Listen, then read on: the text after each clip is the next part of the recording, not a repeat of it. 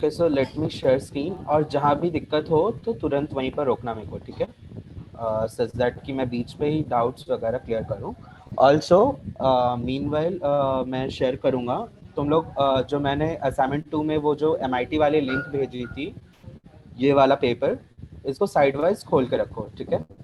Because मैं इसको time to time refer करूँगा। कूल? हाँ या ना बोलते जाना, वरना मेरे को लगेगा मेरी आवाज़ नहीं आ रही है। सो है ना? हाँ ठीक। ठीक है, सो अभी मैं स्टार्ट कर रहा हूँ, लाइक या सो बेसिकली आज के लेक्चर में मैंने प्लान किया है कि मोगा मॉडलिंग को हम कवर करेंगे। ये मॉडलिंग टेक्निक के अंदर ही एक multi object multi objective functions के ऑप्टिमाइजेशन टेक्निक को भी जानेंगे। सो यहाँ पर क्या बात है कि मतलब like from the previous few lectures हमने we had gone through various rigorous calculations, based then the thrust, specific impulse calculation, even a few coefficients we have calculated to compare with with the mass of the rockets in our previous weeks.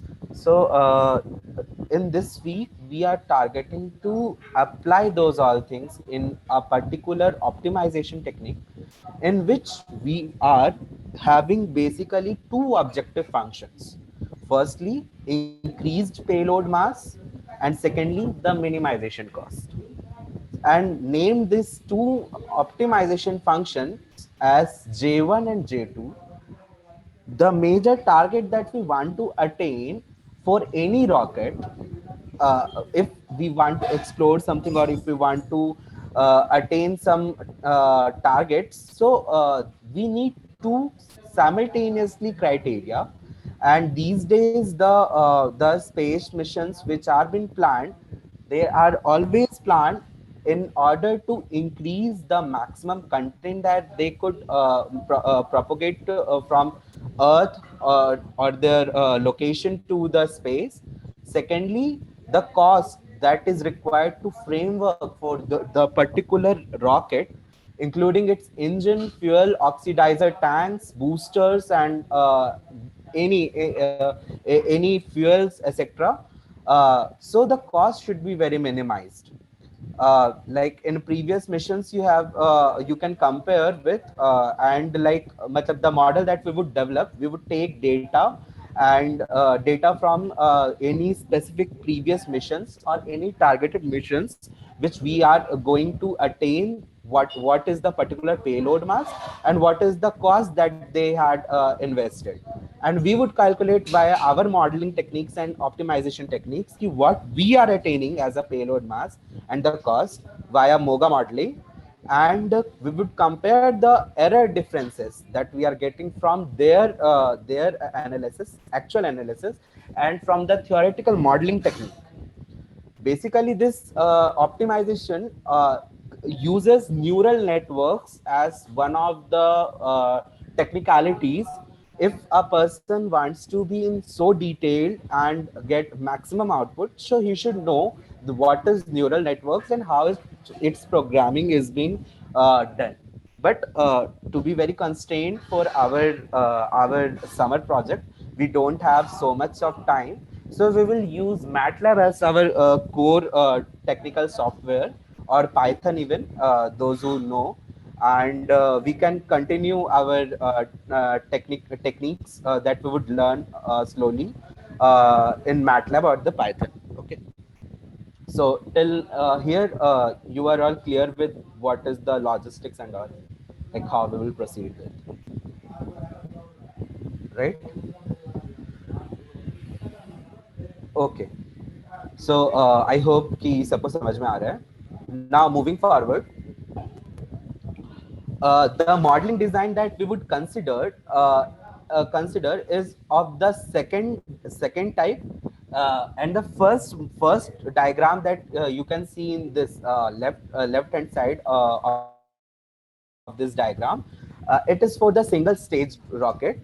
On the basics, if you want to attain, you can attain on the single stage rockets as well. But for the detailed version, we can go for the double staging rockets, and you can go with the technicalities as well. Like for stage one, the stage two, and the rocket rocket mass is considered to be the payload, and for at last for the rocket, at last for the stage two proper fuel tanks and oxidizer tanks, the cone or this particular rocket body is considered as the payload mass, which is to be targeted. So this is the basic modeling design that we would consider for our modeling. Now, there are few parameters that we need to keep in mind, and for better analysis, you could move to the paper. So, are you all in hand with me or in pace with me? सबको समझ में आ रहा है ना सब चीज? Okay, so basically इस पे कुछ नॉमेनक्लेचर्स इन्होंने स्टेट आउट किए हैं. सो मोगा मॉडलिंग जब हम करेंगे, so we will be targeting on the fitness functions. ठीक है, this is the moga modeling part which we will do at the later stage, and our target would entirely shift to the fitness function, and the fitness function would output us the two major things: the total cost as well as the payload mass, which is here. Yeah, so which would be anyways our target function, right? So you can go through all these nomenclature what they are actually targeting at. Also, I want to make a note ki, as our objective functions are very clear, the increasing payload mass to whatever extent, and secondly, minimizing cost. But at the same times, there lies the three constraints which we need to keep in mind at every moment. Firstly, the altitude, secondly, the bending frequencies, and thirdly, the axial frequencies.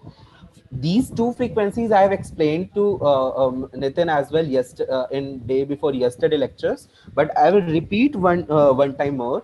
These two frequencies, in the very vague sense, you can consider these frequencies to be as a promoter or as a depromoter for velocity profile. But if you want to be very technical or deal with some technicalities, so these bending frequencies are associated parameter with with the peripheral areas or the peripheral axis, and the axial frequencies are the parameters associated with the rocket in the three axial planes that we are considering: perpendicular axial planes x, y, and z. And altitude is considered to be the altitude, which is time to time. We always divide our mission in certain parts, like in 5 to 6 parts, and we then target optimization and all. So till this part, everyone is clear with?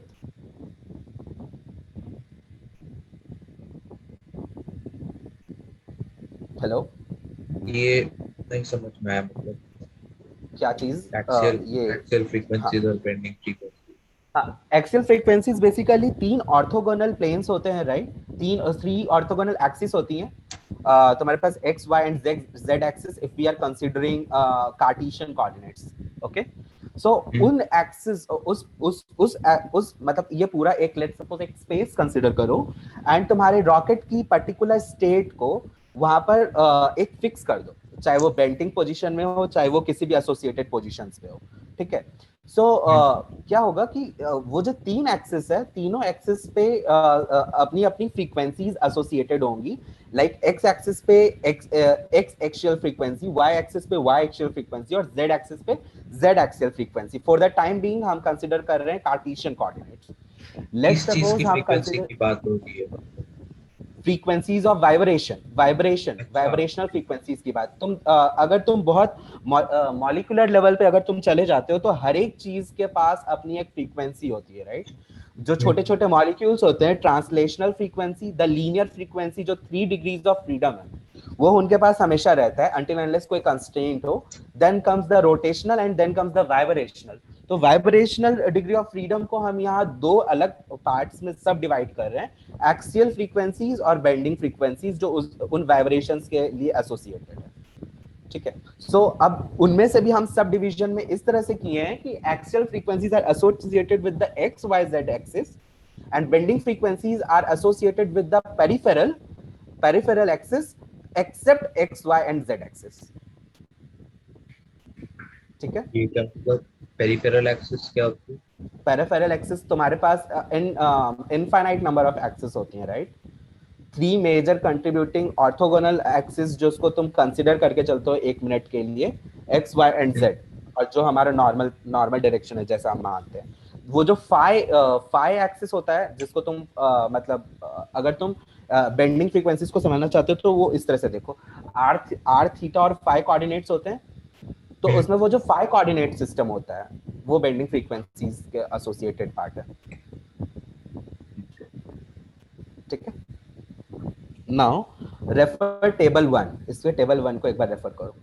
तो यहाँ पर तुम check करोगे तो यहाँ पर इन्होंने एक मास्टर टेबल प्रिपेयर किया है जितने भी वेरिएबल्स एंड पैरामीटर्स हैं। ऑल्सो नोट वन थिंग कि हमारे जो वेरिएबल्स हैं उनको इन्होंने 4 से 5 सब कैटेगरीज में डिवाइड किया है। Firstly the design vector, secondly the rocket dimensions, oxidiser tank dimensions, fuel tank dimensions, और मतलब इसको एक्स्ट्रा पैरामीटर्स की तरह ले सकते हो। ठीक है, सो अभी तुम यहाँ देखोगे डिजाइन वेक्टर्स पे ये मतलब डिजाइन के लिए जो जो भी काम आते हैं, जैसे like mass, initial weight mass कितना होना चाहिए, रॉकेट की रेडियस क्या होनी चाहिए, मतलब यहाँ पर देख रहे हो आर, फिर कोन एंगल क्या होना चाहिए, what should be the length of the rocket, what should be the thickness of the rocket, what should be the width of the rocket. So ये सारी चीज तुम्हारे डिजाइन पैरामीटर्स में आ जाएंगे, सॉरी डायमेंशंस में आ जाएंगे, वो लेंथ और थिकनेस और कोन हाइट जो था। और ये तुम्हारा फिर लाइक डिजाइन वेक्टर पे थ्रस्ट एसोसिएटेड, एंगल प्रोफाइल, अब मैं बताऊंगा कि एंगल प्रोफाइल वगैरह क्या है, स्टेजिंग एल्टीट्यूड्स। ठीक है, सो सिमिलरली फिर ऑक्सीडाइजर टैंक के डायमेंशंस आ जाएंगे, फिर फ्यूल टैंक के डायमेंशंस आ जाएंगे, और फिर ये जो एक्स्ट्रा पैरामीटर्स है, air density, oxidiser density, fuel density, aluminium density, titanium orbit, और ये सब जो भी है, ये सारे तुम यूएस स्टैंडर्ड इंटरनेशनल मतलब एक डेटा लेने के लिए एक कुछ तो था, मैं भूल रहा हूँ, एक नाम बता रहा हूँ मैं, ये रहा, इससे तुम उठा सकते हो ये सब डेंसिटी और टेम्परेचर ये सब। ठीक है, 1962 यूएस स्टैंडर्ड एटमॉस्फेरिक मॉडल से। ठीक है, तो वो चीज़ है। तो समझ में आ रहा है ये चीज़ इतने दूर तक, पैरामीटर्स समझ में आ रहे हैं? हाँ। हाँ, मतलब हाँ ना नहीं बोलोगे तो मैं आगे नहीं बढ़ूंगा। ठीक है, ओके, चलो फिर आगे बढ़ते हैं। सो जो चीज़ हमें नोट करनी है कि अभी यहाँ पर हमने थ्रस्ट पैरामीटर्स देखा T1 से T5। सो अगर किसी ने पेपर पढ़ा हो तो तुम्हें पता चलेगा कि हमने अपने मिशन को 5 पार्ट्स में डिवाइड कर रखा है, 0 किलोमीटर, 50 किलोमीटर, 100, 150, 100, 200, 200 एंड 400। ठीक है, ये हमारे पांच पर्टिकुलर पार्ट है पूरे इंटायर मिशन की। और thrust parameter associated with individual altitudes of 0 kilometre, 50 kilometre, 100 kilometre, 200 and 400 kilometre are T1, T2, T3, T4 and T5 respectively. ठीक है, इनके बीच के डिस्टेंसेस के लिए हम एक लीनियर इंटरपोलेशन यूज कर सकते हैं, but the best technique that the paper suggest is the spline linear interpolation. और स्प्लाइन लीनियर इंटरपोलेशन क्या होता है इसको मैं मतलब अभी जस्ट रिसाइट करता हूँ, बट ठीक है फिर भी तुम लोग देख लेना। दो मैं एक बार सेकंड करूँ, linear interpolation, spline interpolation.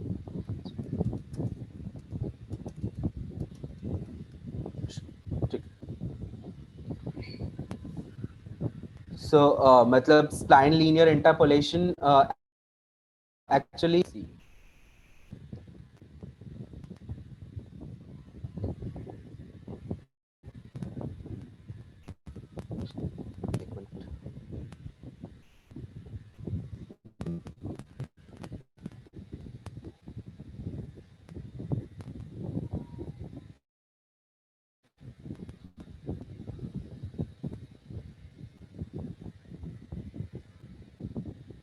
Hello, ये दिख रहा है ना?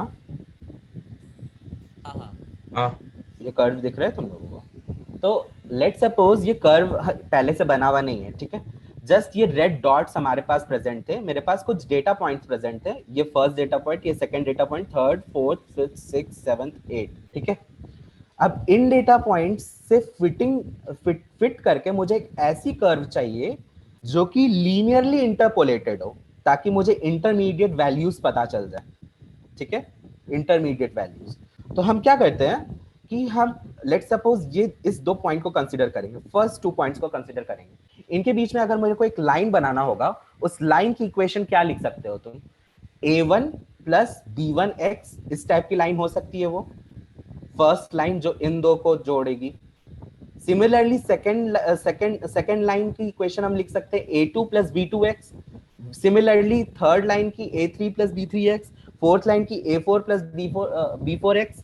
तो समझ रहे हो? लेट सपोज तुम्हारे पास n प्लस 1 डेटा पॉइंट्स हैं, तो तुम टोटल n इक्वेशंस लिख सकते हो। मैं सही बोल रहा हूँ ना? n प्लस 1 डेटा पॉइंट्स है तुम्हारे पास, तो तुम टोटल n इक्वेशंस लिख सकते हो। कूल? हाँ सही। हाँ सही है। एंड तुम्हारे पास 2n अननोन्स होंगे, a1 b1 a2 b2 a3 b3, ये सारे तुम्हारे अननोन्स होंगे। इन सारे पैरामीटर्स को a1 की एक अरे बना लो, सिमिलरली b1 की एक अरे बना लो, एंड हर एक का इक्वेशन अपने मन में इमेजिन करो कि वो जो दो अरेज के कॉम्बिनेशन है, लाइक फर्स्ट अरे का फर्स्ट जो सेल है a1 0 plus b1 0 x type का है, a2 1 plus b sorry a1 plus b1 x, a2 plus b2 x, इस तरह से तुम्हारा इक्वेशंस बने हुए हैं, ठीक है? Now what you have to do, तुम्हारे पास दो कंडीशंस पता होती हैं। फर्स्ट कंडीशन, तुम्हें फंक्शन की वैल्यू हर एक डेटा सेट पे पता होगी, जो भी 5 या 6 डेटा सेट्स तुम्हारे पास प्रेजेंट है, ठीक है? अगर लेट सपोज मैं इन दोनों के बीच में लीनियर फिटिंग कर रहा हूं, तो मुझे इस पर्टिकुलर x के लिए ये पर्टिकुलर y पता होगा, इस पर्टिकुलर x के लिए मुझे ये पर्टिकुलर y पता होगा, सिमिलरली इस x के लिए ये y, x के लिए ये y। तो मैं हर एक डेटा पॉइंट पे मुझे फंक्शन की वैल्यू पता है, राइट? तो पहला अननोन को ऐसे रिमूव करोगे तुम, एन मतलब एन अननोन्स इस तरह से रिमूव होंगे कि हर एक x पॉइंट्स के लिए तो तुम्हें y पॉइंट्स पता है।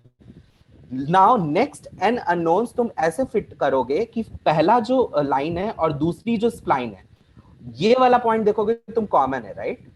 तो इस yi minus 1 equals to y of i, ये इक्वेशन लगाओगे तो इससे एक इक्वेशन बनेगी, और एक इक्वेशन मतलब इससे n इक्वेशंस बनेंगी, और n इक्वेशंस ऐसे बनेंगी कि हर एक पर्टिकुलर x के लिए तुम्हें पर्टिकुलर y पता है। क्लियर है? तो तुम्हारे 2n पैरामीटर्स सॉल्व होके तुम्हारे पास a1 की वैल्यू, b1 की value, a2 b2 a3 b3, इन सब की वैल्यूज तुम्हारे पास आ जाएंगी। Are you all with me? तो तुम स्प्लाइंस को फिट कर पाओगे हर एक पार्ट के लिए। यहाँ a1 plus b1 x line fit हो जाएगा, यहाँ a2 प्लस b2 x, यहाँ a3 plus b3 x, and similarly ये सब, ठीक है? कूल। इसका एक एग्जांपल देख लो तुम, ऐसा ये है, देखो इन दो के बीच में एक लाइन आ गई, इनके दो के बीच में एक लाइन आ गई, ये लाइन आ गई। तो तुम देख लो जो एक्चुअल कर्व इसको फिट करता था और जो ये लाइन वाली कर्व है, ये मोस्टली सेम है। दिख रहा है? दिख रहा है? लगभग सेम है, बहुत छोटे एरर्स हैं।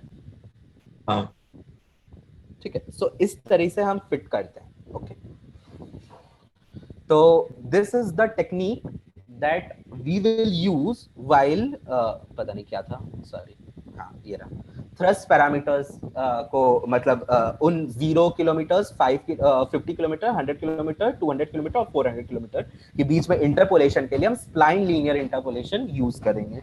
इसकी डिटेल्स तुम लोग दोबारा से पढ़ लेना अगर समझ में नहीं आया है तो। दो इंपॉर्टेंट है, ठीक है? सबसे पहला असाइनमेंट प्रॉब्लम तुम्हारी यही होगी कि given few data points you have to interpolate the data points, मतलब fit the curve in such a way कि मतलब तुम्हें ऑप्टिमाइज्ड एक कर्व मिल जाए, और तुम्हें एरर डिटर्मिनेशन करना है उस पर्टिकुलर कर्व से। तो ध्यान देते जाओ, तुम्हारा असाइनमेंट फर्स्ट प्रॉब्लम यही होगा ना।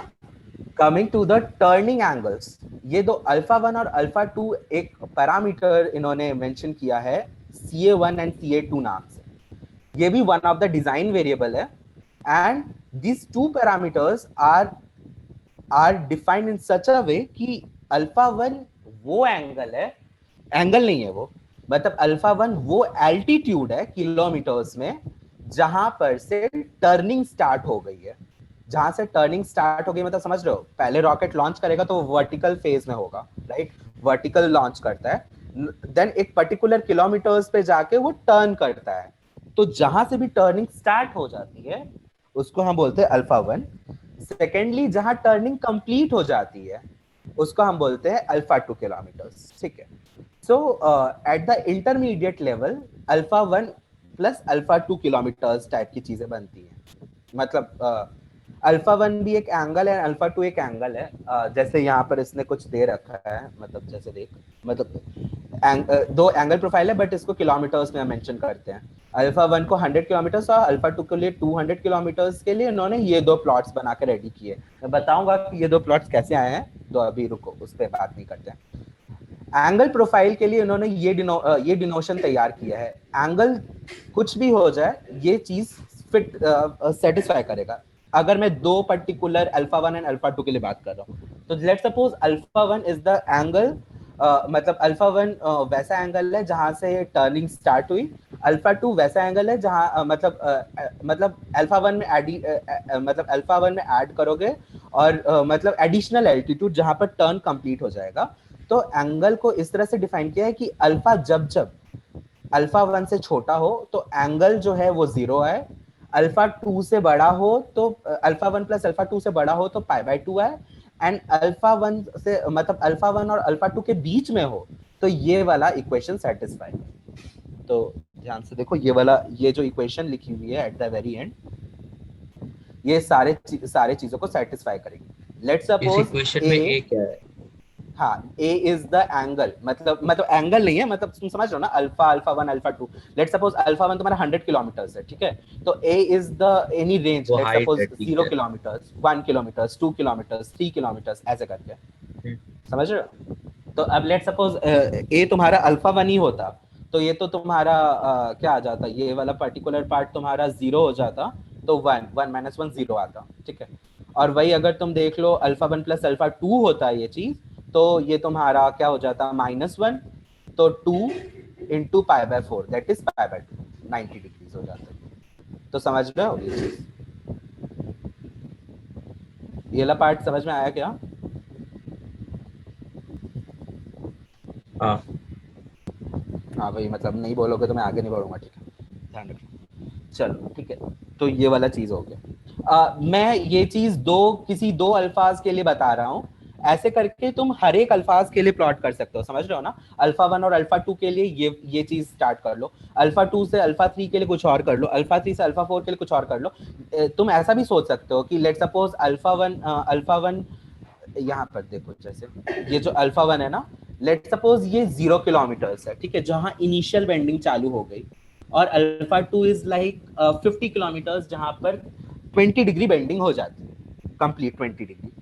अगेन फिर चालू कर सकते हो कि तुम ये फिर से वही है तुम्हारा, क्या बोलते हैं, 50 किलोमीटर्स देन 100 किलोमीटर्स, वहां पर बोलो कि यहाँ 40 डिग्री बेंडिंग हो जाती है। अगेन 100 से 200 किलोमीटर्स, यहाँ पर बोलोगे तुम 90 डिग्री बेंडिंग हो जाती है। तो ऐसे करके तुम डिफाइन करोगे तो 3 एंगल्स डिफाइन होंगे। समझ में आ रहा है?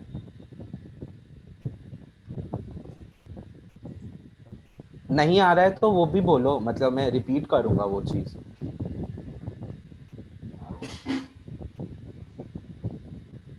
कर दीजिए एक बार रिपीट।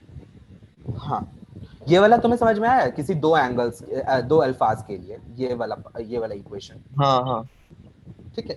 अब लेट सपोज मैं ये हाइपोथेटिकल केस में ऐसे नहीं, मतलब एट द एंड तो तुम्हें पूरे ट्रेजेक्टरी के लिए करना है, राइट, किसी एक 100 किलोमीटर्स 200 किलोमीटर्स के लिए नहीं। तो लेट सपोज मैं स्टार्ट करता हूँ, मैं 20 किलोमीटर्स से मेरी बेंडिंग स्टार्ट होगी एंड 50 किलोमीटर्स पे पहला फेज आएगा। 0 किलोमीटर से 50 किलोमीटर्स में, 0 किलोमीटर से 20 किलोमीटर्स में मान के चलता हूँ, सबसे पहले 0 किलोमीटर, ये 20 किलोमीटर्स, सॉरी 50 किलोमीटर्स। तो मैं मान चल रहा हूँ कि अल्फा 1 जब भी 0 किलोमीटर से कम होगा, वो तो हाइपोथेटिकल केस है, वैसा कभी होना नहीं है, तो अगर वैसा कभी हो तो एंगल जो होगी वो 0 होगी, एंड अल्फा 2 अगर 50 किलोमीटर्स को पास करता है तो 20 degree maximum deviation from normal होगा, ठीक है। और ये थ्रस्ट वेक्टर का डेविएशन है, ध्यान से देखो, थ्रस्ट वेक्टर का डेविएशन नॉर्मल से। सो अब मैं उसको उस केस में कैसे डिवाइड करूंगा, पाई बाय 8, सॉरी 20 डिग्री कैसे होगा, पाई बाय 9 होता है ना, तो पाई बाय 18 ऐसा करके कुछ कर लूंगा कि ये चीज सेटिस्फाई हो जाए। ध्यान से देखो 0 किलोमीटर्स और अल्फा 2 तुम्हारा लेट सपोज 50 किलोमीटर्स है, ठीक है। सो जब जब अल्फा 1 होगा सो तुम्हारा ये 0 हो जाएगा पूरा चीज। जब जब अल्फा 2 होगा, मतलब अल्फा 1 प्लस अल्फा 2 होगा, उस समय के लिए तुम यहाँ पर चेक करोगे तो अल्फा 2 मतलब ये हो जाएगा तुम्हारा 2 times pi by 18, that is pi by 9, that is 20 degree, ठीक है। ये हो गया तुम्हारा 0 किलोमीटर से 50 किलोमीटर्स के लिए। अगेन 50 किलोमीटर से 100 किलोमीटर्स के लिए क्या करोगे कि जब भी एंगल जो तुम इनपुट कर रहे हो वो 50 किलोमीटर से अगर कम हुआ तो 20 डिग्रीज हो, लेकिन अगर 100 किलोमीटर से ज्यादा हुआ तो वो चीज तुम्हारी इमेजिन करो पाई बाय 2 हो जाएगी। तो उस कंडीशन के लिए तुम तुम्हारे पास दो वैल्यूज हैं, तो उसके लिए तुम अकॉर्डिंगली इस एंगल वाले को चेंज कर सकते हो। अगेन फिर 100 से 200 के लिए चेंज कर लेना कि 100 किलोमीटर से कम हुआ तो लेट सपोज 40 डिग्री तक का बेंट है, 200 किलोमीटर से ज्यादा हुआ तो पाई बाय 2 हो जाएगा। उसके लिए पर्टिकुलर इक्वेशन फ्रेम कर लोगे ना, मतलब बताना पड़ेगा क्या कैसे करोगे। या अल्फा 1 प्लस वो कर लेना 40 डिग्रीज और ऐसे करके इस टाइप से यहाँ पर 140 ऐसा कुछ ऐड कर लेना यहाँ पर, ताकि ये चीज कॉम्पनसेट होता रहे। समझ रहे हो?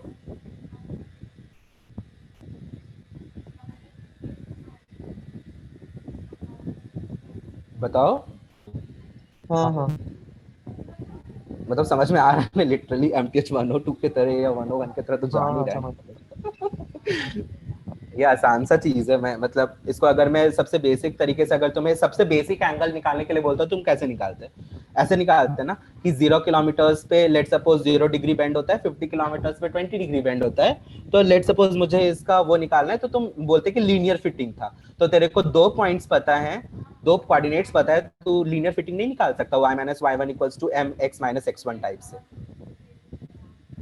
सिमिलरली 50 हाँ और 100 के लिए समझ पता गया। होता तो इनके लिए लीनियर फिटिंग निकालता, फिर 100 से 200 के लिए तो इनके लिए लीनियर फिटिंग निकालता। लेकिन हम लोग ये सब ना करके हम बोल रहे हैं कि ये एंगल की ऐसी इक्वेशंस बनाओ जो कि कॉस और साइन का साइनोसॉइडल ऐसा कुछ फंक्शंस आता है, ठीक है। तो उससे और ऑप्टिमाइज्ड फंक्शन जनरेट होंगे।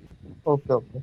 अभी तुम ये देखो, ये थ्रस्ट प्रोफाइल बना हुआ है और ये तुम्हारा सैंपल थ्रस्ट एंगल प्रोफाइल बना हुआ है। सो ये थ्रस्ट प्रोफाइल कैसे जनरेट हुआ, कोई बता सकता है? ये 100 से 200 किलोमीटर्स के लिए जनरेट करके दिखाया है सर।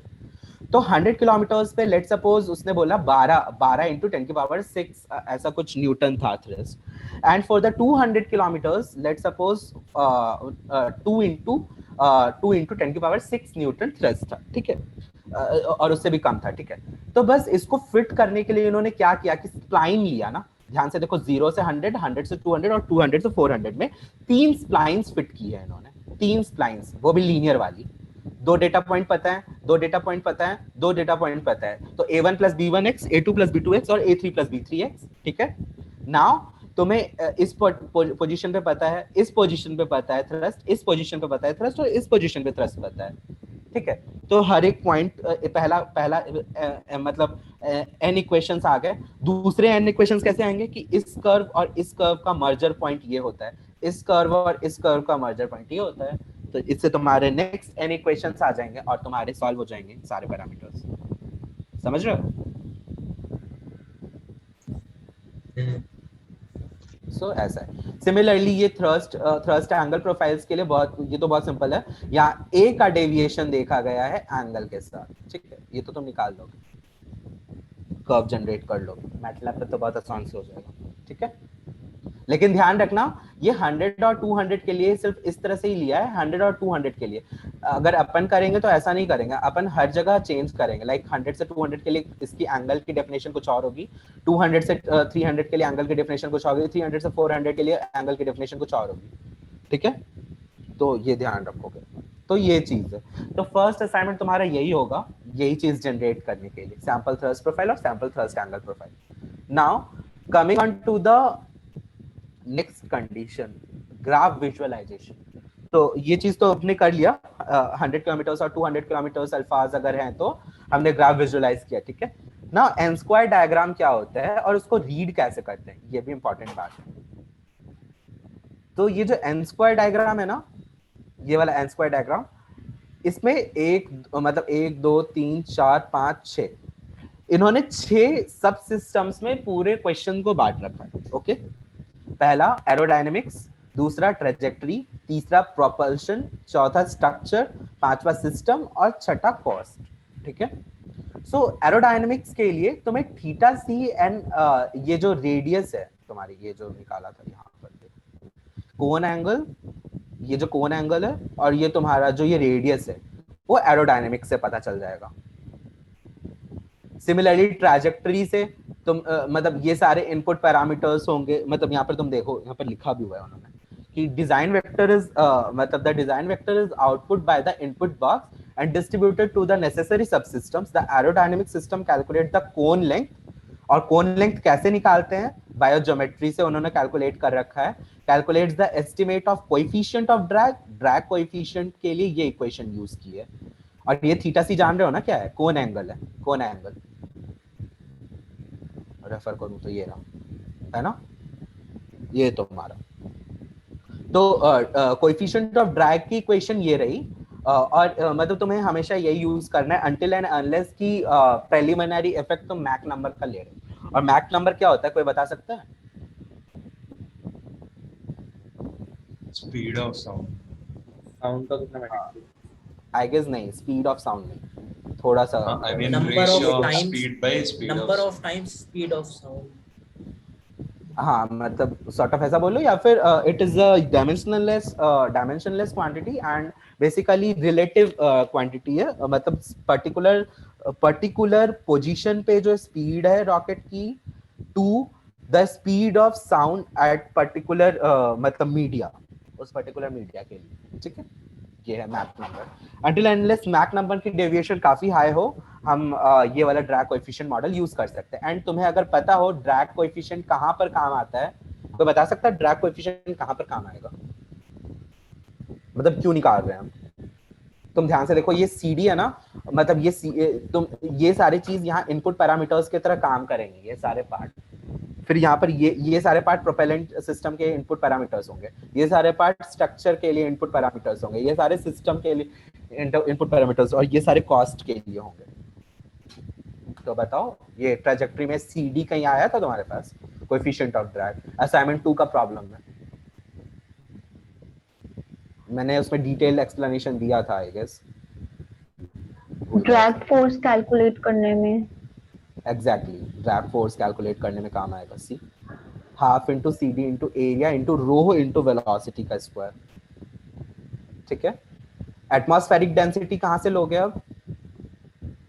वो 1962 US वाला वो जो बताया था तुमको, वहां से ले लो।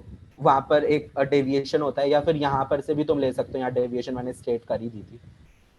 फिर अगेन एरिया जनरली हम रेफरेंस सरफेस, मतलब ऊपर का एरिया या नीचे का एरिया कंसिडर करते हैं, लेकिन जिस भी रेफरेंस सरफेस के लिए तुम मांग रहे हो, उस रेफरेंस सरफेस के लिए ड्रैग फोर्स निकालते हो, ठीक है। तो ऐसा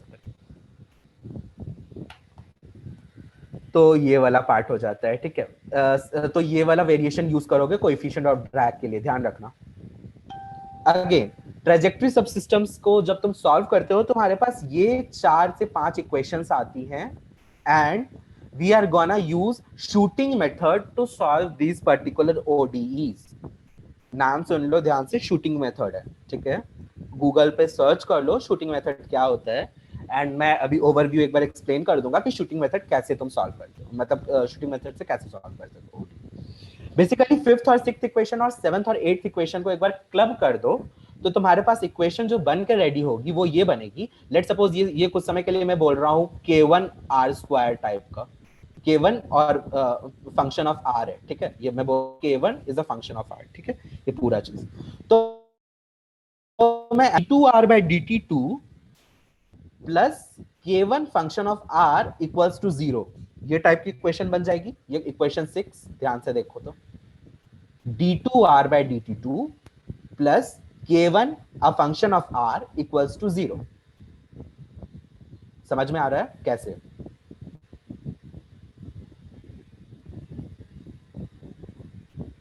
हेलो, हाँ कैसे हुआ ये मैं जो बोला अभी? कैसे ये पूरे चीज को लेट सपोज मैं k1 a function of r ले लिया, तो फिफ्थ और सिक्स्थ को जब मैं कंबाइन करूंगा तो हमारे पास एक इक्वेशन बनेगी d2r by dt2 plus k1 a function of r equals to 0। ये समझ में आ रहा है? मैं लिख के हाँ, बताऊं क्या? पता नहीं लिख पाऊंगा कि नहीं, बट ठीक है मैं ट्राई करता हूँ।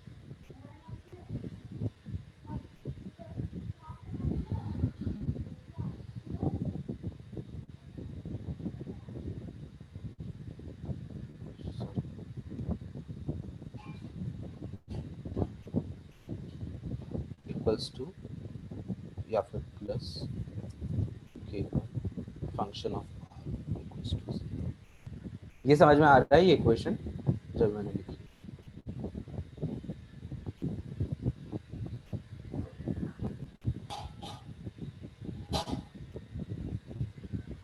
समझ में आ रहा है क्या ये इक्वेशन? हाँ या ना बोलो। हाँ आ रहा है। तो इस टाइप की क्वेश्चंस को सॉल्व करने के लिए हम एक मेथड यूज करते हैं, नाम होता है shooting method.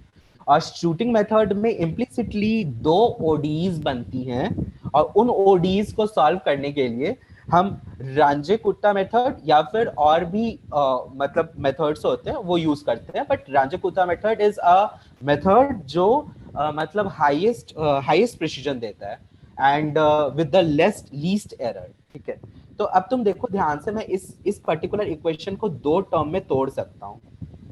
First term can be dr by dt equals to k prime types का कोई चीज है, this would be my equation 1। And second तरीके से दूसरा इक्वेशन जो मेरे पास आएगा वो dk prime divided by dt equals to sorry plus k1 r equals to 0। I am clear इस दूर तक?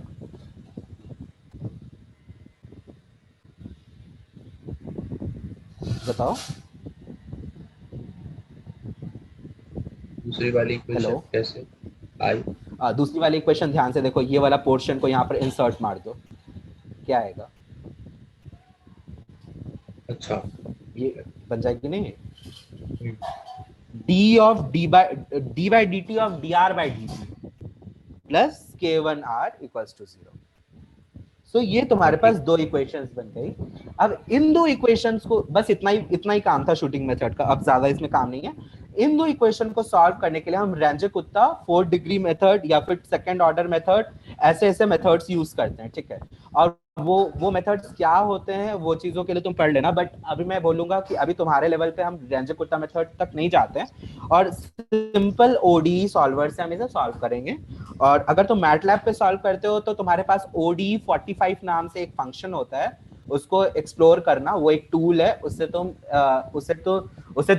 तुम लोग मतलब दो ओडीज को सॉल्व कर पाओगे या फिर मतलब सिंगल ओडीज को सॉल्व कर पाओगे। अगर तुम OD45 नहीं यूज कर पाते हो तो तुम्हें पूरा कंप्यूटेशन खुद से करना होगा, मतलब एल्गोरिदम खुद से बनानी होगी, एंड देन फिर तुम OD सॉल्व कर सकते हो। ठीक है, तो दो मेथड है। OD45 is best way actually, उसको सीख लो, उसमें ज्यादा समय नहीं लगता।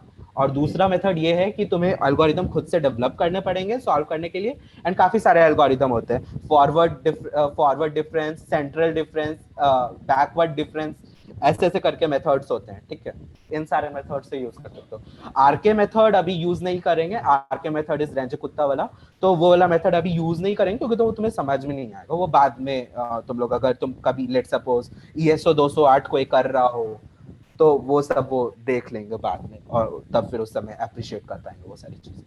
ठीक है, क्लियर है?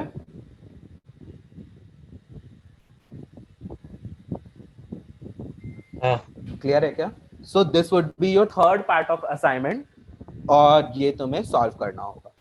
मैं बताऊंगा कि क्वेश्चन क्या होगा वो बाद के लिए। ठीक है, चलो मैं इसे रिमूव कर देता हूँ।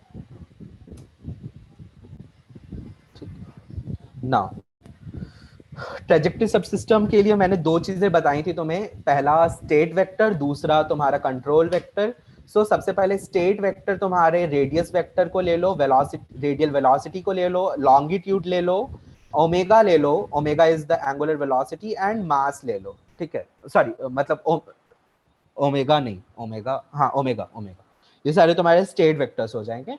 एंड द कंट्रोल वेक्टर्स जो तुम्हारे पास आएंगे is the derivative of those parameters, मैंने बताया था असाइनमेंट 2 में, याद करो तो।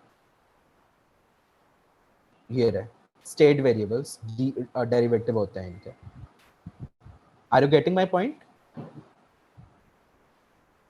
इसलिए मैं बोल रहा हूँ एक भी असाइनमेंट अगर इधर उधर से छूटा ना तो तुम लोग लिटरली मतलब पूरा कंप्लीट नहीं करोगे, इसको कंप्लीट नहीं हो पाएगा।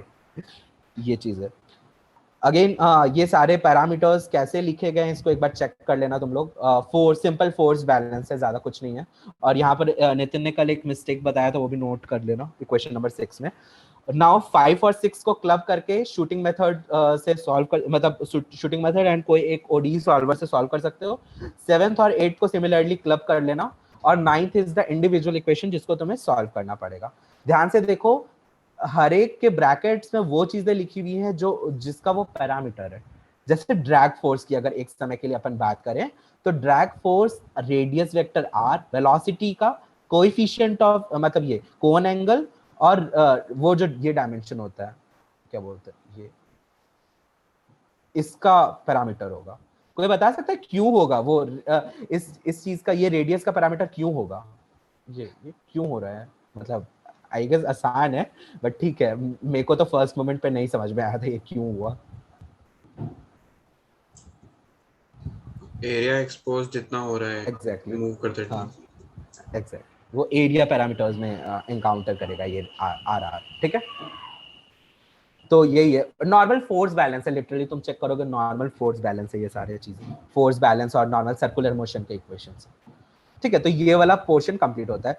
अब I am coming to this portion, ये जो मास ऑफ इंजन कैसे लिखा हुआ है। नितिन कल तुमने पूछा था, याद है ना तुम्हें, ये मास ऑफ इंजन कैसे लिखा है। सो द थिंग इज कि ये चीज तुम अपने हिसाब से डिजाइन कर सकते हो।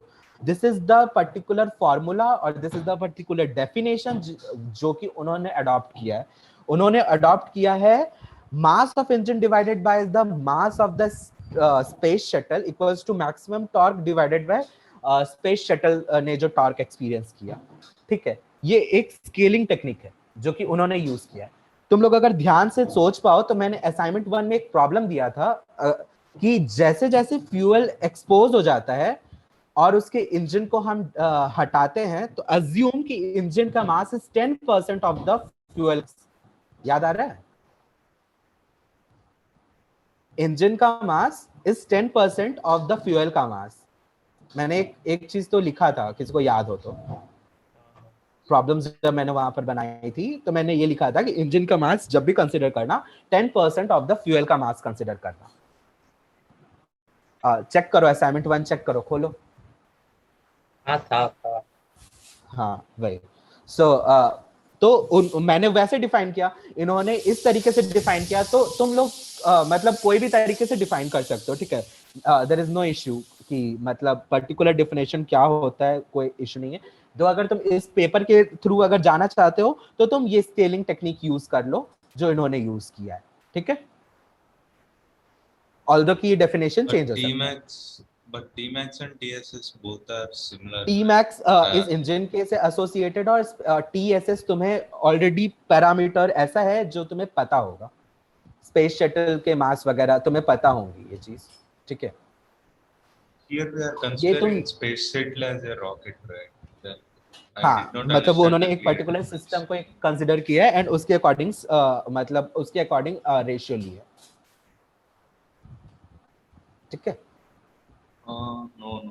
जैसे let suppose if you are considering delta 2 rocket, delta 2 ये वाला, delta medium, delta heavy rocket, तो अगर तुम इन सारे रॉकेट्स लोगे तो यहाँ पर कुछ और कंसिडर कर लेना, उस पर्टिकुलर रॉकेट के लिए क्या मास यूज हुई थी एंड उस पर्टिकुलर रॉकेट ने क्या थ्रस्ट एक्सपीरियंस किया था, ठीक है। वैसे यूज कर सकते हो initial thrust. that is maximum thrust of space हाँ shuttle. मैक्सिमम पोर्शन, तो maximum thrust experience by the space shuttle, वो चीज है। Then Tmax is also the same value, right? नहीं नहीं, वो सेम नहीं होगा। तुम ध्यान से सोचो कि ये मास ऑफ द इंजन से एसोसिएटेड है टी मैक्स, और T S S is associated with space shuttle. So ये दोनों सेम वैल्यू नहीं होंगे, दोनों अलग अलग होंगे। तो सोच के देखो तुम, TSS is the thrust, maximum thrust associated with the space shuttle engine. Tmax is the maximum thrust associated with the engine that we are considering for our design. Is it clear?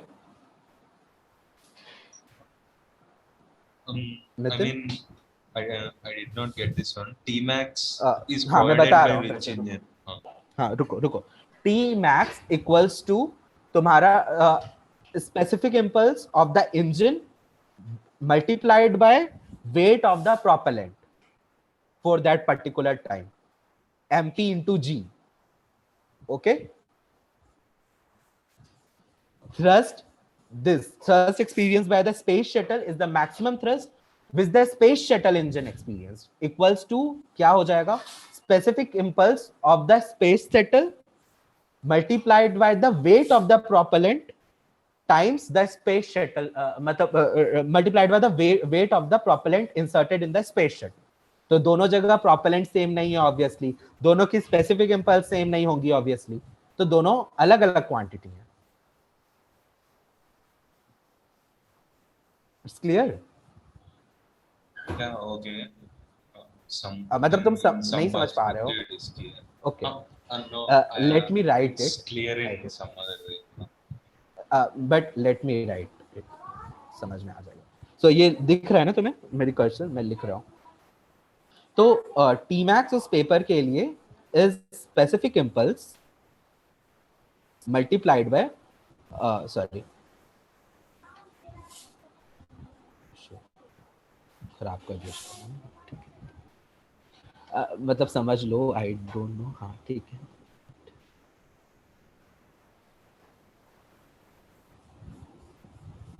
हाँ, specific impulse time mass of propellant times gravity multiplied by gravity. Okay, ये है तुम्हारा Tmax। Now formula same है TSS के लिए भी, but specific impulse उसके पास, propellant जो उस पे इनिशियली लोडेड था, ये दोनों अलग अलग होंगे TSS के लिए। अप्रिशिएट कर पा रहे हो ये पार्ट? तब अलग अलग क्यों होंगे? तब क्यों होंगे का मतलब रीजन ऑब्वियसली देखो, तुम मतलब तुम सोच के बताओ एक बार। मैं एक रॉकेट डिजाइन करना चाहता हूँ, मैं बोल रहा हूँ कि उसमें मैं 50 किलोग्राम ही प्रोपेलेंट का मास भरूंगा, और जब स्पेस शटल का जो रॉकेट डिजाइन हुआ था, लेट्स सपोज उन्होंने बोला था 100 केजी उन्होंने भरा था, तो ऑब्वियसली दोनों सेम पैरामीटर्स नहीं होंगे ना। Again coming to the specific impulse, ये दोनों सेम नहीं होंगे। क्या मतलब? प्रोपेलेंट का मास अलग है। जो आपने क्या बोला, हमने तो फिर से बोलना। हाँ, मैंने देखो, मतलब मैंने लेट सपोज अभी मेरे को एक रॉकेट डिजाइन करना है, मैं सोच के चल रहा हूँ कि मैं इसमें 100 किलोग्राम ही प्रोपेलेंट भरूंगा। स्पेस शटल ने जब मतलब स्पेस शटल वाली जो रॉकेट थी, लेट सपोज उन्होंने मान के रखा है 1000 किलोग्राम मैंने उन्होंने फ्यूल भरा था, तो ऑब्वियसली दोनों पैरामीटर्स थ्रस्ट के अलग अलग आएंगे ना, मास ही चेंजेबल है अभी पहली बात, तो हम एसोसिएटेड स्पेसिफिक इंपल्स अलग होगा। हाँ, तो हम स्पेस शटल से क्यों कंपेयर कर रहे हैं? क्योंकि इस पेपर में स्पेस शटल से ही कंपेयर किया है, मतलब इनका तरीका है ये इंजन का मास निकालने का, by scaling to a real product. ठीक है, ठीक है, इनका तरीका है ये। मैं ऐसा नहीं बोल रहा कि तुम यही तरीके से चलो। लेट्स सपोज तुम अपना केस एनालिसिस जब बना रहे होगे at the for the end term, तुम इसको ये ना मान के तुम ये मान लेना कि जो भी फ्यूल अभी तक निकल गया इस पर्टिकुलर मोमेंट तक, इस पर्टिकुलर टाइम इंटरवल तक, उसका 10% मास तुम्हारा मास ऑफ द इंजन है। ऐसा भी मान सकते हो, मैंने जैसे असाइनमेंट 1 पे दिया था। ठीक है,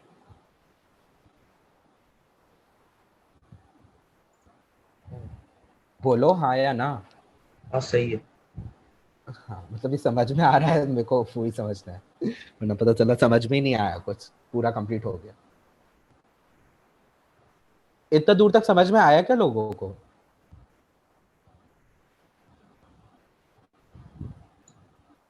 हेलो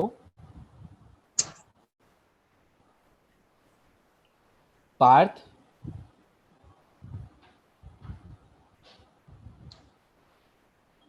हेलो पार्थ,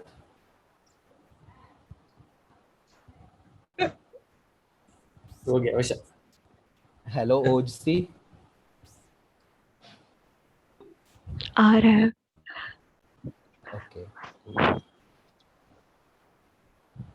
और कौन कौन आए हुए हैं आज? अथर्व, अथर्व है क्या? नहीं है शायद। हाँ हाँ हो अथर्व है। हाँ सॉरी। आ रहा है ना समझ में? मतलब ऐसे कोई बोलता नहीं है, मेरे को अजीब लग रहा है काफी, मतलब ऐसा लग रहा है कि समझ में बिल्कुल ही नहीं आ रहा है, ये सारे ऊपर से चले गए।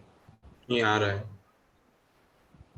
तुम लोग ऐसा बोल, मतलब ऐसा भी हो सकता है कि मतलब अगर नहीं आ रहा हो तो बता देना, जिस पार्ट से थोड़ा आगे जाने लग जाए तो उस समय के लिए पॉज कर देंगे, उसको दूसरे पार्ट पे कवर कर लेंगे, ठीक है? There is no issue. अभी तक क्लियर है ना? अभी चले।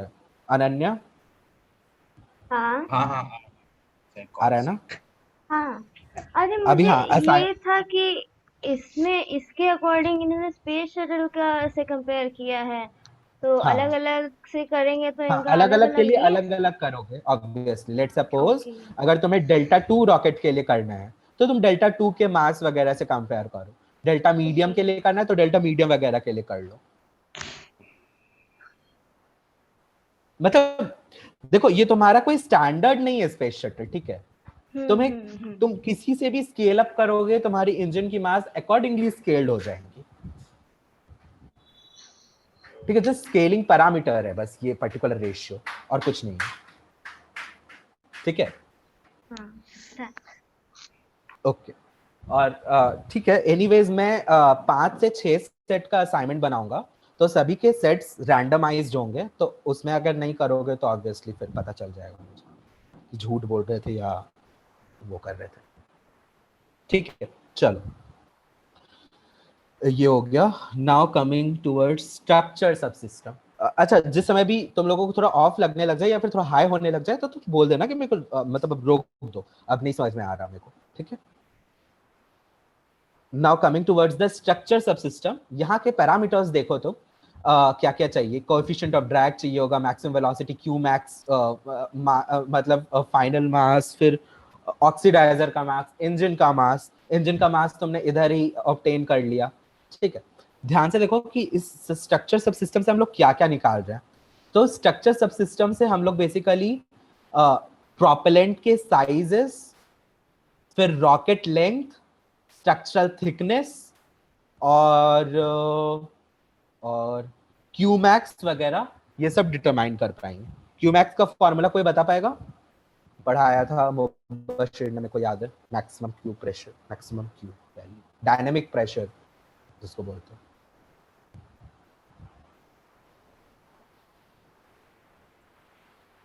रो V square, half rho V square का शायद। हाँ हाफ रो वी स्क्वायर ऐसे ही कुछ था। Very good. प्लस मेरे को एक चीज बताओ, how is this Q max कैसे आया तुम्हारे पास? मतलब कैसे आ गया ये? मतलब उसके डेरिवेशन वगैरह पे कभी तुम लोगों ने फोकस किया क्या? क्यों है वो वैसा? तो ऐसे मान लिया कि हाँ सही है? मैंने तुम्हें बोला था, तुम लोगों को याद है कि हमेशा मैंने कुछ भी चीज को डिराइव करके देखो वो चीज आया कहाँ से है। एक बेसिक स्लाइड बताई थी मैंने, उसमें मैंने मैक्सिव का भी बताया था, सिंपल, कि वो मैक्सिव एक्चुअली क्यों मैक्सिमम क्यों उसको क्यों कह रहे हैं। वो तो एक पर्टिकुलर कॉम्बिनेशन ऑफ रो और वी था कि जिस पॉइंट में वो दोनों का कॉम्बिनेशन हाँ मैक्सिमम आउटपुट देगा। तो वो आया कैसे वो। मैं पूछ रहा हूँ आया कैसे?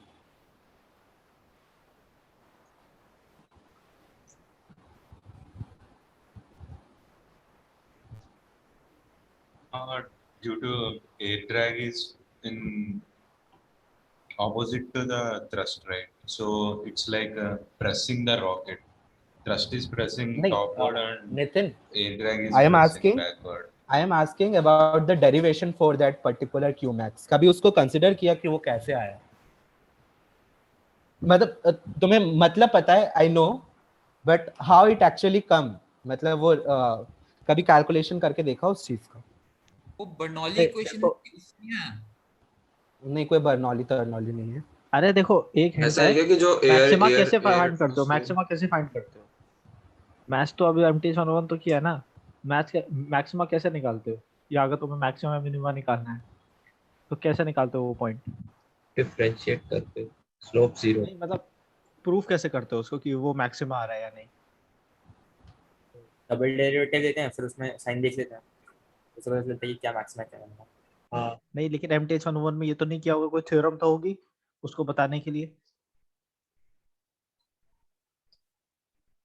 ऐसे ही बताया था उसमें भी कि स्लोप मतलब डबल डेरिवेटिव का ही पॉजिटिव नेगेटिव देख के. रोज थ्योरम पढ़ा है किसी ने? अच्छा हाँ ठीक है. अगर x इक्वल टू 0 पे 0 है, कोई एक आगे x पे 0 है, तो एक पॉइंट ऑफ मैक्सिमा बीच में आना चाहिए. बीच में भी 0 मिनिमा या हाँ, तो मैक्सिमम. ये तो हो गया, अब देखो सिंपल प्रूफ हो गया, खत्म. लेकिन उससे मैक्सिमम थोड़ी ना prove होगा. मतलब extreme पॉइंट of आएगा ना. देखो मैक्स क्यू अलग अलग आएगा सबके, हमें बस ये करना है कि कोई ऐसा पॉइंट है जहाँ पे वो मैक्सिमम आएगा, क्योंकि वहीं पे स्ट्रक्चर का मेन लोड है पूरा, वो हमें रेजिस्ट करना है उसको. स्ट्रक्चर उसी के बेसिस पे स्ट्रांग बनना चाहिए कि वो पॉइंट तक वो स्टेबल, मतलब वो पॉइंट तक ब्रेकेज ना हो, तो वो हमें बस पता लगाना है. हाँ वो तो ठीक है, बट सनी पूछ रहे थे कि डिराइव कैसे हुआ, वो तो अलग चीज हाँ, है. मैं डेरिवेशन के लिए एक्चुअली पूछ रहा हूँ. अरे चले, उसमें क्या मतलब डेरिवेशन? हाँ, इंट्यूशन पता है लोगों को, ठीक है, मतलब डिराइव कैसे किया ये चीज मतलब एक्चुअली आनी चाहिए. कुछ ऐसा क्या कि मतलब जैसे एयर प्रेशर जो है वो एक्सपोनेंशियली हाइट के साथ डिक्रीज होता है, उससे कुछ इन्वोक करके. ओ नहीं, मतलब यार इतनी टेक्निकलिटीज नहीं जाननी है मेरे को, मैं बस पूछ रहा हूँ देखो कि मतलब ये समझ में आया कि कैसे आया ये जो फॉर्मूला कैसे आई है पूछ रहे हो? ये फॉर्मूला समझ में तो आ ही रहा होगा, क्यों नहीं आएगा ये चीज. नहीं प्रेशर को मतलब क्या लिखते फॉर्मूला हैं कैसे तो. डिराइव हो वो पूछ रहे हो ना? हाँ, मैं पूछ रहा हूँ डेरिवेशन बताओ, ये तो मैंने बस एक चीज लिख दी, अभी तुम मैं आगे का लिखूंगा तो समझ में आ ही जाएगा. चलो ठीक है, लिखते हैं.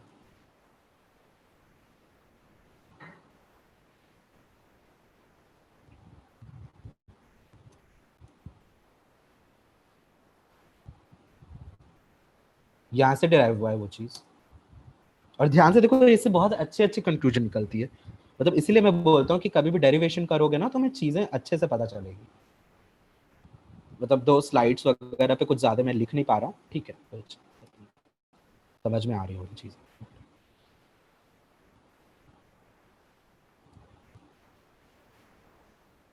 तो यहाँ से कंक्लूजन आ रहा है, पता है क्या, कि dynamic pressure plus static pressure का कॉम्बो हमेशा कांस्टेंट रहता है. कांस्टेंट रहता है. तो ये मैं बोलना चाह रहा हूँ. ये एक अच्छा कंक्लूजन जो कि तुम्हें नोट करना है. मतलब लेट सपोज मैं कभी भी किसी टाइम पे तुम्हें स्टैटिक प्रेशर पता होता है, ठीक है, और मतलब इनिशियल पोजीशन पे तुम्हें पर्टिकुलर ये पूरा चीज पता था कि प्रेशर वैशर कितना था डायनेमिक प्रेशर को इन्वॉल्व करके, तो तुम किसी भी पॉइंट के लिए डायनेमिक प्रेशर कंक्लूड कर सकते हो उस पर्टिकुलर पॉइंट का स्टैटिक प्रेशर अगर तुम्हें पता हो. Static pressure is the air pressure basically, जो उस पर्टिकुलर पॉइंट के लिए तुम किसी तरह इवॉल्व करते हो. मतलब अगर मैं तुम्हें यहाँ बताऊं, मैंने लिखा था ये सब चीजें, सब भूल गए हो तुम. यहाँ से देखो, इससे एकदम सेम एक्सप्रेशन तुम यूज कर सकते हो पी के वेरिएशन के लिए, P not exponential minus R not divided by H. मैंने बोला था, ध्यान से देखो, कहीं मैंने लिखा भी होगा शायद, याद नहीं आ रहा कहाँ लिखा, बट ठीक है. तो यहाँ से वो चीज कंक्लूजन एक निकालने में जो कि मतलब हेल्प मिलती है कि मतलब डायनामिक प्रेशर और स्टैटिक प्रेशर हमेशा उनका समेशन कांस्टेंट रहता है. एंड नोट दिस थिंग कि डायनामिक प्रेशर यही है तुम्हारा मैक्स क्यू वैल्यू, ये तुम्हारा मैक्स क्यू है, ठीक है. यहाँ से बेसिकली डिराइव होती है वो चीजें। ठीक है, नो इशू, समझ गया ना अभी? ये तो नई चीज पर आई हाँ, आई होप समझ गए होगे अभी। ठीक, नाउ कमिंग टुवर्ड्स, और हाँ ठीक है, ये क्यू वैल्यू वगैरह निकाल लोगे अगर तुम्हें स्ट्रक्चर सबसिस्टम्स के इनपुट पैरामीटर्स ये सब वैल्यू वगैरह निकाल पाओगे अच्छे से। Now coming toward the cost subsystem is associated with the weight mass, और जो मतलब इसके लिए तुम्हें पर्टिकुलरली कॉस्ट एनालिसिस करने के लिए कभी भी तुम्हें नॉर्मल कॉस्ट जानना जरूरी है, मटेरियल का भी और मैन्युफैक्चरिंग प्रोसेसेस इन्वॉल्व जो उस पर्टिकुलर को मैन्युफैक्चर करने के लिए होंगे। ठीक है, तो ये चीज तुम्हें मार्केट के डेटा वगैरह से मिल जाएंगे, और पुराने जमाने पे कभी कोई रॉकेट कभी किसी ने कंस्ट्रक्ट किया हो वहां से भी तुम्हें मिल जाएगा। ठीक है, ना एक और चीज ध्यान रखना कि पेलोड मास तुम निकाल सकते हो, अगेन पेलोड मास निकाल सकोगे। टोटल मास तुम्हें, इनिशियल रॉकेट का मास तुम्हें पता होता है, स्ट्रक्चरल मास, ऑक्सीडाइजर का मास, और ये तुम्हारा फ्यूल का मास, ये सारी चीजें अगर तुम माइनस कर दो तो तुम्हारे पेलोड का मास आ जाता है। इसको निकालने के लिए एक और तरीका जो कि मैंने लेक्चर 2 या लेक्चर 1 में तुम्हें रिगरस कैलकुलेशन से बताया था, कैसे निकालते हो पेलोड मास। अगर ये नहीं समझ में आ रहा है तो वहां से भी यूज कर सकते हो वो चीज। याद है तुम किसी को? मैंने बताया था कि इनका रेशियो इन तीनों का सम बराबर 1 होता है, एंड इसमें से एक दो पर्टिकुलर ऐसा इनिशियल गैस, तो तुम ये सारी चीज निकाल पाओगे। अगर किसी को नहीं याद आ रहा है तो प्लीज जाके वो चीज देखना, मैं हर एक चीज बताऊंगा नहीं। Now coming towards the staging के लिए भी मैंने असाइनमेंट 1 पे क्वेश्चन दे रखे हैं तुम्हें, दो पर्टिकुलर स्टेज के लिए। लेट सपोज कभी तुम्हारे पास डबल स्टेज रॉकेट है तो कैसे तुम कंसीडर करोगे और कैसे फाइनल पेलोड मास निकालोगे, कैसे तुम्हारे प्रोपेलेंट मासेस निकलेंगे। जो तो उसमें मैंने यही बताया था कि इनिशियल पैरामीटर, लेट सपोज पहली बार जब तुम इक्वेशन लगा रहे हो रॉकेट इक्वेशन, तो उससे जो पेलोड आएंगे वो पेलोड तुम्हारा जो इंजन का मास है प्लस जो बचा कुचा पार्ट जो कि अब रह गया उस फ्यूल इंजन को ड्रॉप करने के बाद, वो तुम्हारा पेलोड हुआ। नाउ अब वो पेलोड तुम्हारा इनिशियल मास बनेगा सेकंड स्टेजिंग के लिए, एंड द वेरी एंड तुम्हारा ओनली इंजन जो कि वहां पर पहुंचेगा फ्यूल को डिस्पोज करने के बाद, वो तुम्हारा पेलोड बनेगा। तो ऐसे करके स्टेजिंग के प्रॉब्लम्स भी हैंडल कर पाओगे। और स्ट्रक्चरल एक्टिविटी कोएफिशिएंट वगैरह की चीजें हमने असाइनमेंट 1 पे डिस्कस कर ली है, तो मैं रिपीट नहीं करूंगा वो चीजें। ठीक है, इतना चीजें जो हमने करी, इसमें से कुछ कहीं कहीं कपलिंग वकलिंग होती, मतलब कुछ प्रॉब्लम्स होते हैं, इश्यूज आती हैं कई बार, बट ठीक है वो इश्यूज काफी नेग्लिजिबल होते हैं। बट तुम एरर एनालिसिस लेट सपोज कभी कर रहे हो, इन 4 रॉकेट्स के लिए इन्होंने करा है, 5 रॉकेट्स के लिए, तो ध्यान से देखो कि पेलोड का मास जो इन्होंने कैलकुलेट किया अपने ऑप्टिमाइजेशन टेक्निक से, और जो एक्चुअली आया था उसमें 17% का एरर है, इसमें -14 का एरर है। It's considered to be 14, not minus कुछ नहीं है। 17% अगेन 20%, तो मतलब तुम ज्यादा मान लो एट मैक्स +-20% का एरर आता है। ठीक है, अगेन गोइंग टुवर्ड्स द ये कैलकुलेशन वाला चीज, तो इसमें देखो कि 25%, लगभग 26% का ये चीज देखो तुम, इसमें भी कुछ 5-10% का एरर है कॉस्ट में। ठीक है, कॉस्ट के एरर तुम हमेशा जान सकते हो कि तुम्हारा एरर काफी कम ही आएगा। बोलो क्यों? क्योंकि तुम्हें हर समय मार्केट में प्राइसेस पता होती है, राइट? तो कॉस्ट एनालिसिस तुम गलती नहीं करोगे कभी भी, करोगे तो। इतना दूर तक सबको समझ में आ गया ना? ये सारे बेंचमार्किंग कैलकुलेशंस हैं और developing the base mark for the optimisation technique. Clear है?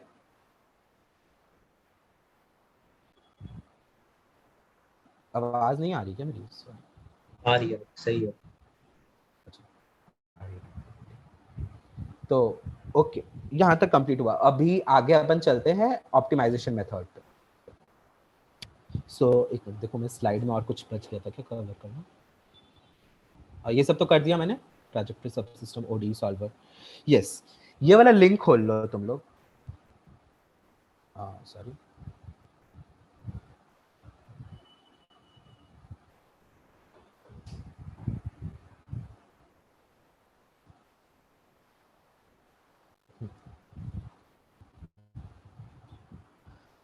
ये वाला लिंक खोल लो।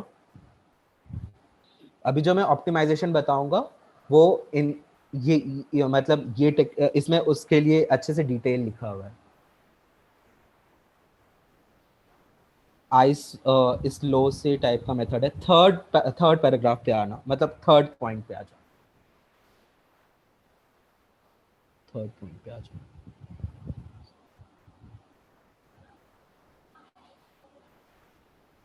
ठीक है, थर्ड पॉइंट को चेक करना, जेनेटिक एल्गोरिदम नाम से कुछ एल्गोरिदम है, वो डेवलप करना। ठीक है, देख लेना जो भी है। सो मैं थोड़ा आगे बढ़ता हूँ। देखो ये जो मोगा मॉडलिंग है, इस पे बेसिकली एक कुछ एल्गोरिदम जो शुमान के पेपर ने सजेस्ट किया है, हम उसको अडॉप्ट करेंगे। ठीक है, तो शुमान के पेपर काफी सही हुआ करते थे, मतलब अपने समय पे, अभी भी हुआ करते हैं। दो मतलब एज अ रेफरेंस यूज्ड होते हैं। ठीक है, MIT के कोई प्रोफेसर है। ठीक है, तो तुम यहाँ पर ध्यान से देखोगे, हमारा दो ऑब्जेक्टिव फंक्शन था, J1 एक पेलोड मास को मैक्सिमाइज करना, और दूसरा मिनिमाइज करना J2 कॉस्ट को। तो हम एक फिटनेस फंक्शन डिफाइन करते हैं। फिटनेस फंक्शन क्या होती है, ध्यान से पढ़ो, ये पैराग्राफ पढ़ने लायक है। Each optimization run typically use a population size of 100 members, मतलब ये ठीक है उनके लिए था, चलो हमारे लिए इतना काम नहीं आएगा। रन लेंथ ऑफ 100 generations, तो 100 generation मीन्स मतलब तुम्हारे कुछ इटरेशंस की तरह समझो तुम generations को। 100 generation means 100 iterations. The fitness function initialized at a maximum of 1 के तरह मतलब मैक्सिमम इसकी वैल्यू 1 हो सकती है फिटनेस फंक्शन की, और मिनिमम 0 होती है। ठीक है, और तो इन्होंने लिखा है कि लेट सपोज अगर तुम्हारे डिजाइन टेक्निक मतलब ये जो 1 है, 1 से डेविएशन तब होगा, पेनल्टी 0.01 की लगेगी जब तुम्हारे फिटनेस मॉडल से दूसरा मॉडल अच्छे डिजाइन का निकले, तो 0.01 की पेनाल्टी लगेगी तुम्हारे 1 में, उसको माइनस करोगे। दूसरी पेनाल्टी तब लगेगी जब तुम्हारा जो मॉडल है वो पर्टिकुलर एल्टीट्यूड जहां पर तुम्हें अटेन करना था, लेट सपोज 400 किलोमीटर इस पर्टिकुलर पेपर के लिए तुम्हें 1200 किलोमीटर अटेन करना होता, और वो 1200 किलोमीटर अटेन नहीं कर पाता, 1000 किलोमीटर अटेन कर पाता, तो उसके कॉरेस्पॉन्डिंग एक पर्टिकुलर पेनाल्टी लगेगी। और अगर तुम्हारा मॉडल बिल्कुल ही मतलब बहुत ज्यादा एरर देने वाला है और तुम्हारे डेविएशंस बहुत ज्यादा है, तो तुम एक जीरो नाम का वैल्यू डिफाइन करोगे, and at the very and ये फिटनेस अगर लेट सपोज नेगेटिव मतलब अगर मतलब इसके मैक्सिमम वैल्यू को हमेशा कंसीडर करेंगे, तो जो भी चीजें आएंगी उसका स्क्वायर कर लेंगे। ठीक है, तो ये पर्टिकुलर ये पैराग्राफ बताएगा, तुम चेक करोगे। नाउ इसमें ये जो पर्टिकुलर एल्टीट्यूड डोमिनेशन वाली पेनाल्टी है, वो पेनाल्टी तुम यहां से चेक कर सकते हो, उन्होंने जो ये फंक्शन यूज किया था उसको वो पेनाल्टी को डिफाइन करने के लिए। मतलब अपने अटेनेबल एल्टीट्यूड जैसे 400 किलोमीटर है, उससे कितना पीछे रह गया, ए फाइनल इज द कि उसके पीछे कितना रह गया, और कितने जनरेशन में वो चीज मतलब एक्वायर हो पाई। लेट सपोज मैक्सिमम वैल्यू 1 हो सकती है, मतलब जब यहाँ पर तुम्हारा 100th जनरेशन हो जाए तो ये 0 हो जाएगा। ठीक है, तो मैक्सिमम वैल्यू 1 हो जाएगी, लेकिन मिनिमम वैल्यू फिर कुछ भी हो सकती है, मतलब मिनिमम वैल्यू कुछ भी हो जाएगी। And let suppose 50th generation के लिए अगर हम इसको कैलकुलेट करें, तो this is the 200, right. 400 minus 4 into 50 that is 200। तो 1 और 200 में 200 ज्यादा है, 200 का स्क्वायर 200, और ऊपर में लेट सपोज की एल्टीट्यूड तुम्हारी रीच हुई 380 किलोमीटर्स, तो 20 डिवाइडेड बाय 200 का whole square, this is the penalty for the final altitude. और तुम ये वाली पेनाल्टी को यहाँ इंसर्ट करोगे, और तुम थोड़ा सा 2-3 डेटा देके देखो तो मैं समझ में आ जाएगी कि जो पेनाल्टी फंक्शन है ये काफी सही से डिजाइन किया गया है, कि मतलब जितना पीछे रहोगे उतने ज्यादा पेनाल्टी लगेगी। तो ये वो चीज है। Okay, third point of consideration, जितनी ज्यादा कम जनरेशन होगी उतनी ज्यादा पेनाल्टी, ऐसा कुछ लिखा था, पता नहीं भूल गया। यहाँ पर देखो, जितनी कम जनरेशन होगी ये कम होगा वैल्यू, तो उतना ज्यादा वैल्यू यहाँ पर आएगी, उतना ज्यादा आएगा, और मतलब ये पूरा वैल्यू कम होगा। चेक करो यहाँ पर लिखा होगा कहीं पर, this is because a low curve would not be penalised in infeasible से। एंड हाँ वही देखो, लोअर जनरेशन के जो कर्व है उस वो पेनलाइज नहीं होंगे due to the infeasible designs enough, and a higher curve would often cause the entire starting population to have zero fitness. By starting with a lower curve and raising it, the Moga was able to find the largest number of feasible designs. Penalty यहाँ पर 10th और 50th generation का बताया गया है. Lower curve is the 10th generation and higher is the 50th. If the penalty is greater than 1, then the fitness bottoms out to 0. क्यों होगा तुम समझ रहे हो ना? पेनाल्टी लेट सपोज 1 से बहुत ज्यादा हो गई, ठीक है, तो ये पूरा चीज नेगेटिव हो जाएगा और 0 उसमें बड़ा है नेगेटिव से, तो 0 हो जाएगी फिटनेस, ठीक है. फिर वो डिजाइन हमारे काम का नहीं है, वो बेकार डिजाइन है, ठीक है. समझ रहे हो ये सब? बताओ बच्चों, समझ रहे हो कि नहीं समझ रहे हो? ये सब पार हो गया. सॉरी, समझ में आवाज नहीं आ रहा है, मतलब थोड़ा जोर से बोल लो. अरे समझ में आ रहा है. ओके ओके, आ रहा है, वेरी गुड. मतलब मेरे को तो अपने फर्स्ट टाइम पे नहीं आया था, बट ठीक है, तुम लोग को एक बार में आ गया तो अच्छी बात है. ठीक है, मतलब असाइनमेंट दूंगा तो कर लोगे ना, दैट्स इट. ओके, ठीक है. नाउ कमिंग ऑन टूवर्ड्स कि ये डेटा पॉइंट्स अब अटेन कैसे करते हैं, उटोपिया पॉइंट्स और डेटा पॉइंट्स अटेन कैसे करते हैं. तुम देखोगे यहाँ पर इतने बहुत क्लस्टर्स जनरेट हुए एंड अटेनेबल, और तुमने ये वाले चीजों को नॉन डोमिनेटेड इंडिविजुअल्स की तरह काउंट किया है. अगेन फिर उनके 2-4 कर्व्स बनाए, फिर उसमें से ऑप्टिमाइज्ड कर्व लिया, पेरेटो जिसको बोला. फिर अगेन तुमने सारे मॉडल्स को कंपेयर किए जो तुमने डेल्टा 2, डेल्टा 4 और डेल्टा 4 के लिए किया था. फिर उनमें से ऑप्टिमाइज्ड मॉडल लिया.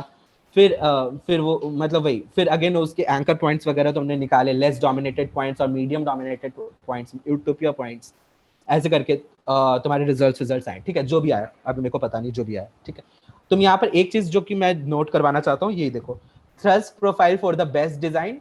लास्ट में एक बेस्ट डिजाइन हम कंसिडर करेंगे, और तुम यहाँ से देखोगे कि यहाँ के लिए ये पर्टिकुलर पार्ट फिक्स हो रहा है, इस पर्टिकुलर के लिए ये पर्टिकुलर फिक्स हुआ, इस पर्टिकुलर के ये फिक्स हुआ, इस पर्टिकुलर के ये फिक्स हुआ, इस पर्टिकुलर के ये फिक्स हुआ. ठीक है, हमने जब इनिशियली किया था हमने स्प्लाइन फिटिंग की थी, तुम्हें अगर याद होगा तो स्प्लाइन फिटिंग किया था. 0 से 100 के लिए ये फिट हो रहा है, 100 से 200 के लिए ये फिट हो रहा है, 200 से 300 के लिए ये फिट हो रहा है, 300 से 400 के लिए ये फिट हो रहा है, ऐसे करके वहां से एरर तुम बता सकते हो कि क्या चल रहा है. ठीक है, और ये जो पूरा मॉडल है ना, ये तुम्हारे बेसिकली बूस्टर्स डिजाइन के लिए काम नहीं आएंगे. बूस्टर डिजाइन के लिए तुम्हें अलग से कंसिडरेशन लेने पड़ेंगे, और यहाँ पर जो फिटनेस फंक्शन है उस पर भी बूस्टर का पेनाल्टी लगाना पड़ेगा. ठीक है, ये जो फिटनेस फंक्शन, बूस्टर की पेनाल्टी लगानी पड़ेगी. अब तुम अकॉर्डिंगली डिजाइन कर सकते हो कितना बूस्टर की पेनाल्टी तुम्हें चाहिए.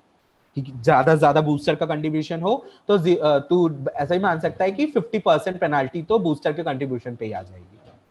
तो ऐसा करके, ठीक है, उसके बारे में मैं बाद में बात करूंगा. समझ में आ रहा है कि तुम्हें ये नहीं समझ में आ रहा होगा, ठीक है, इट्स ओके.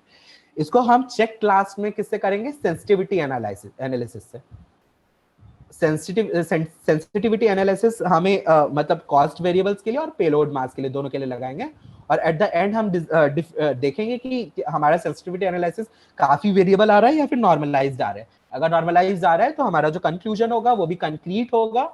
बट अगर तुम्हारे सेंसिटिविटी एनालिसिस बहुत गलत आ रहे होंगे तो तुम्हारा जो एट द एंड कंक्लूजन आएगा वो कंक्रीट नहीं होगा, उसमें काफी एरर्स होंगे. ठीक है, तो जब भी तुम लोग मॉडल अपने आप में डिजाइन करोगे तो ये बात का मैं यही इंश्योर करूंगा कि तुम्हारे मॉडल किस हिसाब से आए हैं. अकॉर्डिंगली मतलब प्रोफिशिएंसी चेक होगी कि तुमने कितने प्रोफिशिएंटली इस पेपर को पढ़ा. ठीक है, कमिंग टूवर्ड्स की ऑप्टिमाइजेशन मॉडल कैसे करोगे. मतलब ये तो आपने बोल दिया कि ये सब ऐसे होता है, अब इसको करे तो कैसे कर, राइट? किसी दिमाग में नहीं आया क्या? सब लोग को समझ में आ गया वो कैसे करना है? मेरे तो दिमाग में नहीं आया था. बताओ.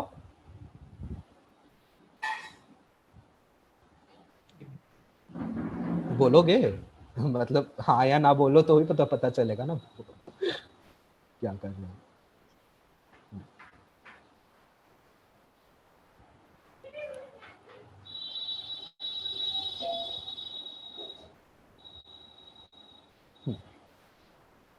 समझ में आया क्या तुमको? हाँ, मुझको लग रहा है इनका लिटरली समझ में आ गया. मैं अभी भी सोच रहा था कि ना बोलोगे। रीड करना हाँ, पड़ेगा, नहीं, रीड करना पड़ेगा। मतलब ये मतलब बेसिकली तो बाद मशीन में लर्निंग आपने टाइप बताया की चीज कि है ना। मतलब ज्यादा काफी सारे पॉइंट्स रहेंगे और उसको मतलब कैसे कर्व्स बनाया मुझे नहीं समझ में आया। हाँ, मतलब काफी तो तेज आप अभी वो वाला पार्ट अभी तुम्हारे पे अब मैं छोड़ूंगा कि वो कर्व्स कैसे जनरेट करोगे। एंड उसके लिए तुम्हारी फर्स्ट असाइनमेंट 3 की होमवर्क यही होगी, पीपीटी तुम्हें 10 स्लाइड में बना के देनी है, आइसोसेल मेथड को पढ़ना है और जेनेटिक एल्गोरिदम भी इसमें लिखे हुए हैं। Second and third point basically इस पेपर का सेकंड और थर्ड पॉइंट जो है उसको पढ़ना है।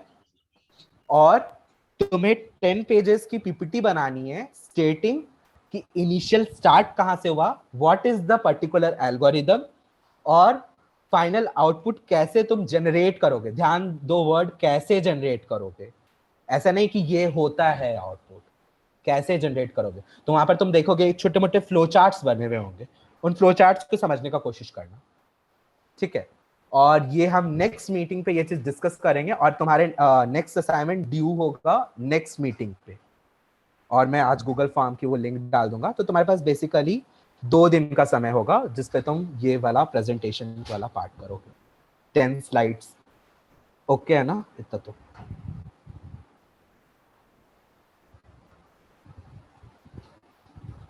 बताओ अगली क्लास कब होगी? अगली क्लास सैटरडे होगी। Okay, should I pause the recording? हाँ हाँ, रिकॉर्डिंग